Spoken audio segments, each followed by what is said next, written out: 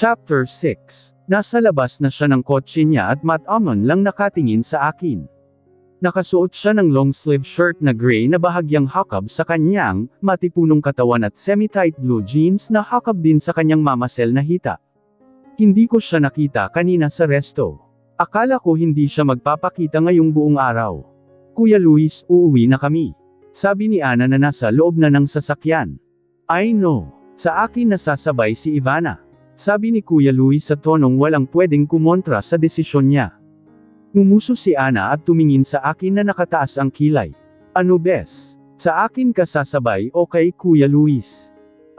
Sa akin nga siya sasabay. Sige na umuwi ka na, hinihintay ka na ng kuya mo. Malumanay at mariin na sabi ni Kuya Luis kay Ana na tila nagpipigil na magsungit. Tsusero ka Kuya Luis, wala kaya sa bahay si Kuya? Nasa Batangas siya ngayon. Bahagyang umasim ang mukha ni Kuya Luis at tiningnan si Ana. Halika na nga bes, sa akin ka na sumabay, tsusero yan si Kuya Luis eh. Dugtong pa ni Ana. Pero hindi pa ako nakakahakbang ay hinawakan ni Kuya Luis ang pulsuhan ko. Para namang may kuryente na damaloy sa bawat himaymay ng ugat ko, dahil sa init ng malaking kamay niya. Kuya Luis, sa akin ka na sumabay please. 2 araw mo na akong iniiwasan. Let's talk. Malumay at malambing na sabi niya. Mapupungay rin ang mata niyang nakatingin sa akin. Napalunok naman ako, mas lalo pang lumakas ang kabog ng puso ko. Sinasabi ng isip ko na wag siyang pagbigyan, pero salungat naman ang sinasabi ng puso ko. Tumingin ako kay Ana, nakatingin din siya sa amin ni Kuya Luis habang nanghahaba ang nguso. Tinaasan pa niya ako ng kilay. Alam ko na ang tumatakbo sa isip niya. Malamang iniisip niya may something sa amin ni Kuya Luis. Napakagatlabik ako. Kapag hindi ko pa kinausapa patuloy na iniwasan si Kuya Luis ay malamang lalo niya akong kukulitin at lalong maghihinala si Ana. Bumuntong hininga ako. Sige na nga, ngumiti naman si Kuya Luis. Tumingin ako kay Ana. Mauna ka na bes. Kay Kuya Luis na ako sasabay. Sabi ko. Ang rupok mo naman bes. O sige na mauna na ako sayo. Pero ingat ka dyan kay Kuya Luis, nanunuklaw yan. Ana. Tila napipiko ng sambit ni Kuya Luis. O sige na bes. Babay na. Tayo na manong. Sinarado na ni Ana ang pinto ng sasakyan bago pa makapagsalita si Kuya Luis. Sak. Pasaway talaga. Palitak ni Kuya Luis nang umalis na ang sasakyan na lulan ni Ana. Tumikim naman ako. Tumingin siya sa akin at automatikong ngumiti. Halika na. Tumango lang ako at kiming ngumiti. Pinagbuksan niya ako ng pinto at ainalayan pa akong sumakay. Umayos ako ng upo at humugot ng malalim na hininga. Ngayong nasa loob ulit ako ng kotse niya ay nanariwa na naman sa alaala ko, ang halikan na nangyari sa amin. Pinilig-pilig ko ang ulo. Sumakay na si Kuya Luis at tumingin sa akin. Yung seatbelt mo, sabi niya at akmang dudukwang. Ako na, awat ko sa kanya at mabilis na kinabit ang seatbelt. Bahagya pang nanginginig ang kama ko. Kung bakit kasi nawala sa loob ko na ikabit agad ang seatbelt kanina. Okay na, nakangiting tanong niya. Tumango naman ako at kiming ngumiti. Hindi pa rin maawat sa pagkalabog ang dibdib ko. Pinaandar na niya ang kotse at pinatakbo sa gitna ng kalsada. How's your day? Nakangiti pa ring tanong niya. Yung ngiti niyang tila ba kay ganda ng buong araw niya. Bigla kong naalala ang sinabi kanina ni Ana. Sa akin lang daw mabait at laging ngumingiti si Kuya Luis. Masungit daw siya sa lahat at mainitan ang ulo. Kanina nga parang napipiko na siya kay Ana. As usual, wala namang bago. Sabi ko at tinuon ang mata sa labas. Saglit siyang hindi umimik pero nakikita ko sa gilid ng mata ko na pasulyap-sulyap siya sa akin. 2 araw din kitang hindi nahahatid. Tuwing babalik ako sa resto para sunduin ka wala ka na. Sabi niya. Inaaya kasi ako ni Ana na sumabay sa kanya. Nakakahiya namang tumanggi. Matagal na kasi kaming hindi nagsasabay umuwi. Palusot ko. Bumuntong hininga siya. Di ka nagre-reply sa mga text ko. Di ka rin sumasagot sa mga tawag ko. Alam kong iniiwasan mo ko. Hindi ako nakapagsalita at napalunok na lang habang nakatingin lang sa harap. Kung dahil sa halik na pinagsaluhan natin noong isang gabi kaya iniiwasan mo ko, hindi. Ako mag-so sorry dahil nagustuhan ko yon. Tahasan niyang sabi. Para namang gusto nang lumabas ng puso ko sa katawan dahil sa lakas ng kabog nito. Nanlalamig na rin ang kamay ko sa kaba habang nagliliyab naman sa init ang mukha ko. Kalimutan na lang natin ang nangyari ng gabing yun. Parehas lang tayong nakainom kaya nangyari yun. Sabi ko. Lumingon siya sa akin at nagsalubong ang kilay. Kalimutan. Tapos ano? Tuluyan mo na akong iiwasan dahil naiilang ka na sa akin. Dapat naman hindi ba? Hindi nga dapat nangyari ang halik na yon, dahil wala naman tayong relasyon at lalong hindi naman tayo nagde-date. Prank ang sabi ko. Nakaawang ang labing lumingon ulit siya sa akin.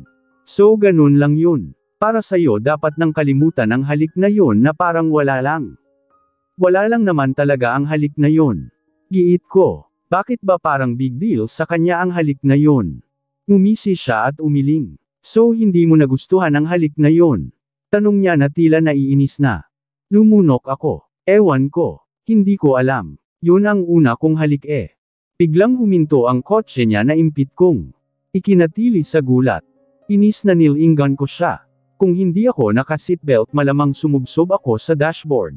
Pumusina, ang nakasunod sa aming sasakyan at nag-overtake. Ibig sabihin, first kiss mo ko. Nanlalaki ang matang tanong niya. Hindi ba obvious? Hindi nga ako marunong humulik ginaya lang kita. Suck. Bakit ka ba biglang huminto? Madidisgrasya tayo sa ginagawa mo eh. Reklamo ko. Pero hindi niya ako pinansin at tumawa lang saka muling pinausad ang sasakyan. Kunot noong tiningnan ko siya. Ngiting-ngiti na naman siya.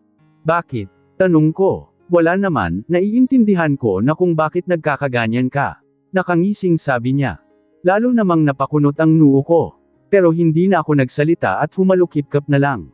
Inisang lagok ko ang alak sa baso at nilapag sa counter ang basong wala ng laman. Sinenyasan ko ang bartender na i-refill ang baso ko. Pagkahatid ko kay Ivana sa bahay nila ay dito ako dumiretso sa The Top Bar. Dito ang tambayan naming magkakaibigan kapag gusto naming mag-chillax muna sa trabaho. Pero ngayon mag-isa ako. Gusto ko munang mapag-isa at makapag-isip. Hinihit-hit ko ang sigarilyo at binuga ang usok. Tinaktak ko naman ang abo sa may ashtray na nakalapag sa harap ko. Tinampot ko ang baso kong bagong refill ng alak at sinimsem. Halo-halo ang nararamdaman ko ngayon. Pero mas lamang ang inis at tuwa. Naiinis ako dahil malamig ang pakikitungo sa akin ni Ivana. 2 araw nga niya akong hindi pinapansin at iniiwasan ng dahil sa halik na pinagsaluhan namin. Tapos gusto pa niya kalimutan na lang yun. Samantalang 2 araw akong hindi makatulog, hindi makapag-focus sa trabaho dahil sa halik na yon. Pero labis naman ang tuwa ko nang malamang ako ang first kiss niya. Parang gusto ko ngang manlibre sa lahat eh. Ibig sabihin lang nun wala pa siyang nagiging boyfriend. Wala pang nakakahawak at nakakahalik sa kanya. Ako lang ang tanging maswerte. Hanggang ngayon nga ay parang nararamdaman ko pa rin ang kalambutan ng labi niya. Ang mabango niyang hininga, ang mabago niyang amoy, ang malambot at mainit niyang kamay na humahaplos sa braso ko. At gusto ko uling maulit yun. Gusto kong matikman ulit ang labi niya. And I'll make sure na wala nang iba ang makakahalik sa kanya kung hindi ako lang. Naiintindihan ko na rin naman kung bakit ganon ang reaksyon niya. First kiss niya ako at siguradong gaya ko ay hindi pa siya nakaka-move on doon. Hahayaan ko muna siya sa ngayon. Pero sa susunod, wala na siyang kawala sa akin. Next week sasakay na ako ng barko. Mamimiss kita Ivana. Malungkot na sabi ni Nico habang magkaharap kami. Tumawag siya sa akin kagabi at gustong makipagkita ngayon. Gusto niyang magpaalam sa akin ng personal bago siya sumampa ng barko. Mamimiss rin kita Nico. May lungkot din na sabi ko. Mamimiss ko rin siya hindi lang dahil sa manliligaw ko siya, kundi dahil kaibigan ko rin siya. 5 taon na kaming magkakilala at tinuturing ko na rin siyang malapit na kaibigan. Ngumiti siya. Sana sa pagbabalik ko may sagot na akong makukuha sa iyo Ivana. Aniya. Kinagat ko ang loob ng pisngi ko at kiming ngumiti sa kanya. Titingnan natin Nico. Pero ang importante sa ngayon mag-focus ka muna sa pagsampa mo sa barko. Matagal mo ng pangarap yan. Tumango-tango siya. Salamat Ivana. Gagawin ko talaga ang lahat para umasenso ako sa buhay para matanggap na ako ng mami mo. Nakaramdam ako ng hiya sa sinabi niya. Talagang seryoso siya na matanggap siya ni mami para sa akin. Wala namang problema sa kanya, si mami lang talaga. Kung hindi lang malaki ang pagtutol sa kanya ni mami ay sinagot ko na siya. Ngiting-ngiti ako habang pinapanood si Ana at ang anak ni Jenica na si Joaquin nagkukulitan. Ang cute kasi nilang tingnan. Unang kita pa lang nila magkasundo na palibas sa parehas makulit. Cute at pogi si Joaquin na 4 na taong gulang at bibong-bibo. Iniwan ito sandali ng pinsan ni Jenica sa resto, dahil may kukunin lang sa remittance center. Ang sabi ni Jenica single mother siya at wala na siyang balita sa tatay ng anak niya. Hindi na kami nagusisa, dahil mukhang may hindi sila magandang nakaraan ng ama ng anak niya. Wala nang masyadong customer sa resto kaya pwede kaming magumpukan. May cellphone ka tita Ana, selfie tayo. Aya ni Joaquin kay Ana. Aba, alam mo na ang selfie ha. Nilabas naman ni Ana ang cellphone sa bulsa niya at nag-selfie sila ni Joaquin. Tuwang-tuwa pa kami dahil todo pa cute at pupogi siya sa selfie nila ni Ana. Marunong pa siyang umanggulo. Sa huli ay nag-groupie na kami. Pabiling-biling ako sa higaan at hindi makatulog. Panay din ang tingin at bukas ko sa cellphone at papatayin din agad. Ilang gabi na akong ganito na hindi agad makatulog. Mabuti na lang at tanghali pa ang pasok ko. Bumuntong hininga ko at tumitig sa kisame. Isa lang naman ang dahilan kung bakit ako nagkakaganito. Si Kuya Luis. Ilang araw na siyang hindi nagpapakita sa resto, ilang araw rin siyang hindi nagtitext o tumatawag. Siguro nenas na siya sa akin noong huli kaming magkita kaya siya na ang umiwas. Sumimangot ako. Mabuti nga yun. Kesa naman lagi akong naiilang sa tuwing nakikita ko siya at laging naaalala ang halik na yon. Pero, may times na namimiss ko siya. Kinuha ko ang unan at sinubsob doon ang mukha at impit na tumili. Gulong-gulo na ako sa nararamdaman ko. Gusto ko siyang makita na ayaw ko siyang makita. Namimiss ko siya na parang hindi. Mababaliw na yata ako sa kaiisip sa kanya minsan. Happy birthday mommy. Bati ko kay mommy pagkaupo ko sa tabi niya at inabot sa kanya ang isang paper bag na may lamang regalo para sa kanya. I thank you anak. Masayang sabi ni mommy at hinalikan ako sa pisngi. Pinuksan niya ang paper bag at nanlakim ang mata nang makita ang regalo ko sa kanyang bag. Mahilig kasi siya sa mga bag. Wow! Ang ganda naman nito anak. Pulalas ni mommy na tuwang-tuwa. Sinipat-sipat pa niya ang bag. Napangiti naman ako. Pinag-ipunan ko talaga ang bag na niregalo ko sa kanya. Pinili ko yan noong isang araw sa mall bago ako pumasok sa resto. Tinago ko talaga yan para makita, hindi niya. Nagustuhan niyo ba mommy? Abay oo naman. Salamat anak. Alam kong may kamahalan ito pero binili mo pa rin para sa akin. You're welcome mommy. Anything for you. Sabi ko at nagyakap kami. Kahit na ba minsan may hindi kami pinagkakasunduan at pinagtatalunan ni mommy, hindi pa rin ako nakakalimot sa kanya. Kahit na hindi siya ang biological mother ko ay mahal ko pa rin siya. Nagpapasalamat ako na nandito pa siya sa tabi ko kahit wala na si daddy. Mahirap din kasi ang wala ka talagang magulang. O mamaya ha, mag-undertime ka. May salo-salo tayo, magluluto kami ni Daling. Yes mommy, hindi ko kalilimutan. Sabi ko. Actually nakapag-palm na nga ako kay Sir Tutsi, iimbitahin ko rin sana sila Ana at yung tatlo pero isa lang sa amin, ang pwedeng mag-undertime. Saturday kasi ngayon at maraming customer.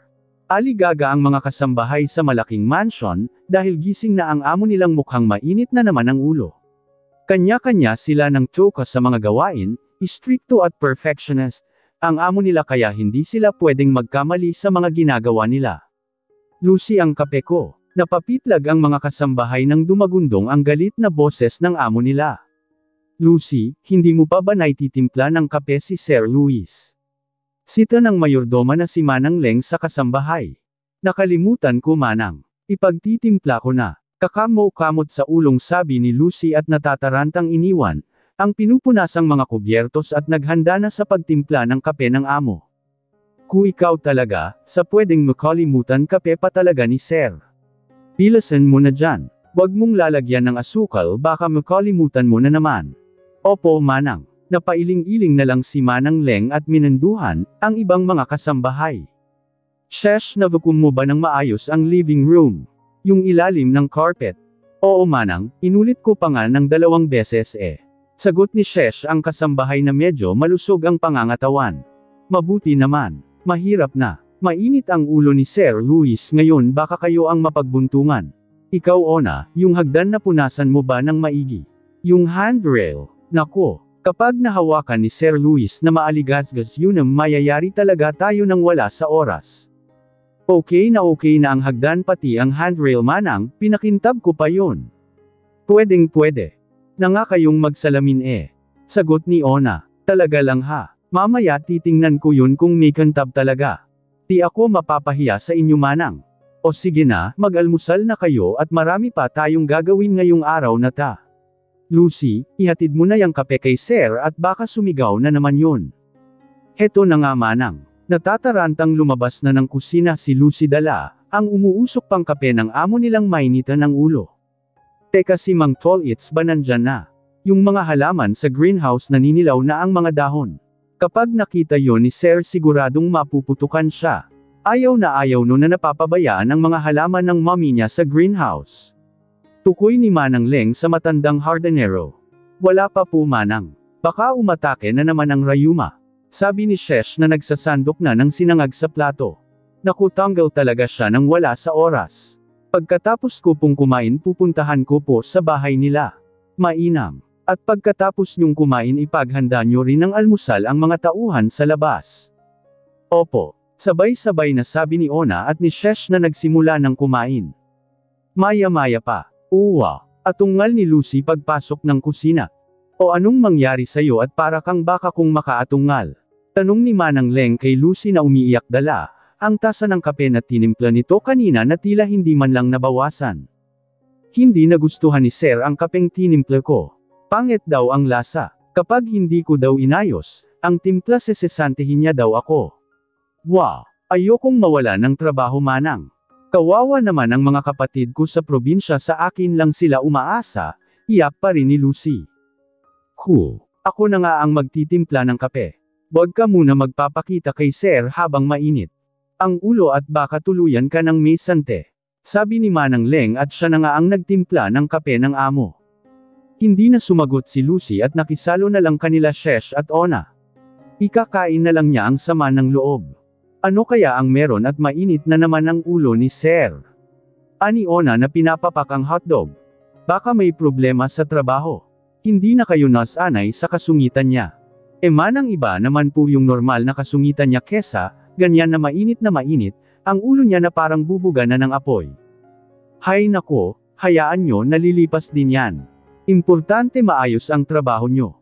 Para sa mga kasambahay masungit at suplado talaga, ang gwapong binatang amo.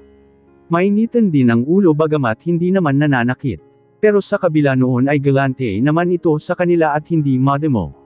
Kumpleto sila sa benefits at kung may emergency ay hindi naman ito nagdadalawang isip na tumulong basta maayos lang ang trabaho nila. Manang pahingi naman kami ng kape at saka luto na ba ang almusal. Nagugutom na raw sila nanding. Sabi ni Gordon pagpasok ng kusina. Siya ang personal driver ng binatang amo. 5 taon na siyang naninilbihan dito. Ay oo, maghahain na kami. Patapusin ko lang mag-almusal itong mga ta. Tukoy ni Manang Leng sa 3 kasambahay na kumakain. Tumangutango naman si Gordon na nagsahod ng tubig sa baso mula sa water dispenser. Gordon, anong meron at sobrang init ng ulo ngayon ni Sir? Tanong ni Ona kay Gordon. Alam niyang alam ng driver kung bakit mainit ang ulo ng amo, dahil lagi ang mga itong magkasama. Natuon naman ang mata ng mga kasambahay kay Gordon at naghihintay ng sagot. Lumingon-lingon muna si Gordon sa labas ng kusina sa takot na baka marinig ng amo ang sasabihin niya. Ganito kasi yun, nakita niya kasing may kasamang lalaki si Ma'am Ivana kahapon, kaya ayan mainit ang ulo at naglasing kagabi. Ma'am Ivana, sino yun? Bagong babae na naman ni Sir. Kuryosong tanong ni Manang Leng.